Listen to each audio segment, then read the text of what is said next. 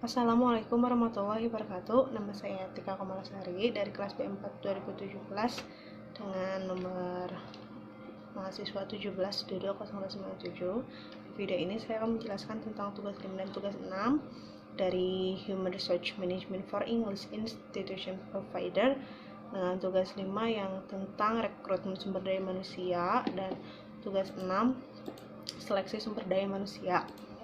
Untuk yang pertama yaitu rekrutmen sumber daya manusia. Rekrutmen sumber daya manusia melakukan proses mencari, menemukan, mengajak, dan menetapkan sejumlah orang dari dalam maupun dari luar perusahaan sebagai calon tenaga kerja dengan karakteristik tertentu seperti yang telah ditetapkan dalam perencanaan sumber daya manusia.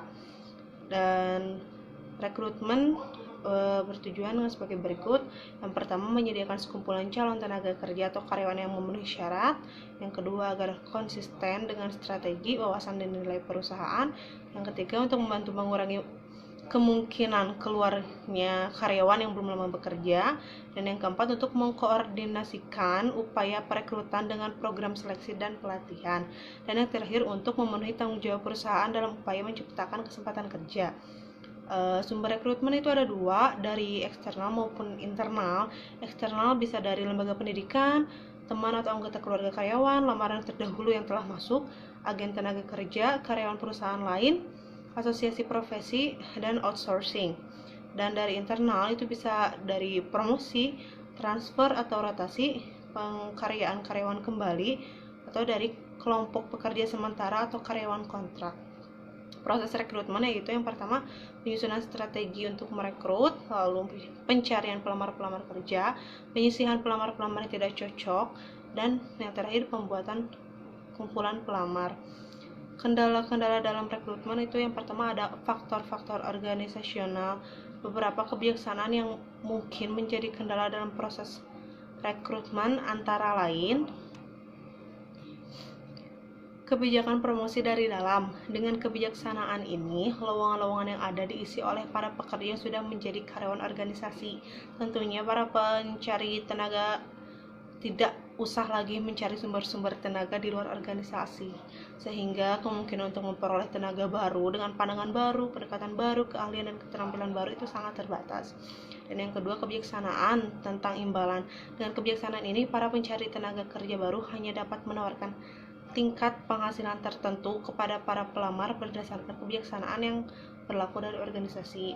Lalu selanjutnya, kebijaksanaan tentang status kepegawaian. Dan yang terakhir, rencana sumber daya manusia. Rencana ini memberi petunjuk tentang lowongan yang bagaimana sifatnya yang diisi dari dalam, dan lowongan yang bagaimana akan diisi melalui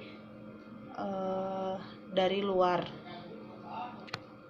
Lalu kendala yang kedua yaitu kebiasaan dari pencari tenaga kerja, dan yang terakhir biasanya kendalanya dari kondisi eksternal. Dan masuk ke pembahasan seleksi sumber daya manusia.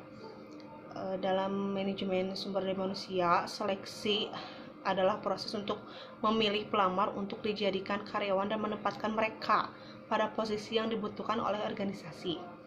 Tahap ini sangat penting dikarenakan dengan memilih dan mendapatkan kandidat yang terbaik untuk mengisi posisi lowongan dan melakukan pekerjaan yang dibutuhkan, organisasi akan mendapatkan karyawan yang berkinerja tinggi dan berkualitas baik.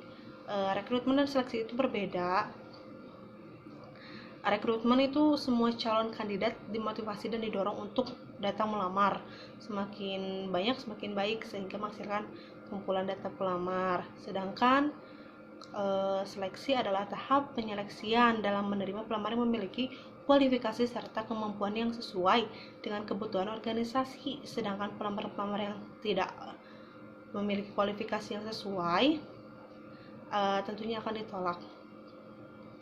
Dan proses seleksi penerimaan karyawan yang pertama ada wawancara awal. Wawancara awal ini bertujuan untuk menghilangkan para pelamar yang tidak memenuhi syarat yang ditentukan organisasi berdasarkan data dan informasi yang diberikan oleh pelamar kerja. Wawancara awal akan menguji pengetahuan pelamar terhadap organisasi yang dilamarnya. Lalu setelah itu pengujian seleksi biasanya dengan tes. Pelamar yang dinyatakan lulus pada wawancara awal akan diuji untuk dinilai seberapa baik pelamar tersebut dapat melakukan tugas yang berkaitan dengan pekerjaan yang dibutuhkan oleh organisasi. Lalu wawancara ketenagakerjaan.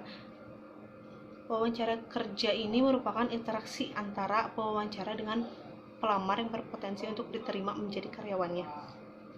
Lalu selanjutnya ada evaluasi medis. Evaluasi medis bertujuan untuk memastikan bahwa pelamar tersebut benar-benar memiliki kesehatan fisik yang baik sehingga mengurangi absensi, menekan biaya pengobatan dan biaya asuransi jiwa, ataupun mendapatkan karyawan memenuhi persyaratan kesehatan fisik untuk pekerjaan tertentu.